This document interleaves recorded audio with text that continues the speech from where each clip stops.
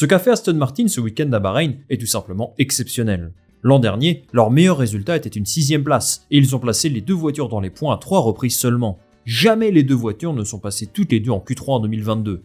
En l'espace d'un week-end, Aston Martin a pulvérisé ses stats, et il semble bien parti pour jouer des podiums à la régulière cette saison. Soyons clairs, une saison de F1 c'est très long. Chaque monoplace performe différemment d'un circuit à l'autre, et rien ne dit qu'Aston Martin réussira à maintenir ce rythme toute l'année. Pour devenir une écurie de haut de tableau, Aston Martin devra prouver être capable de performer dans toutes les conditions. En fait, sur les prochains Grands Prix, on va pouvoir juger de leur capacité d'adaptation.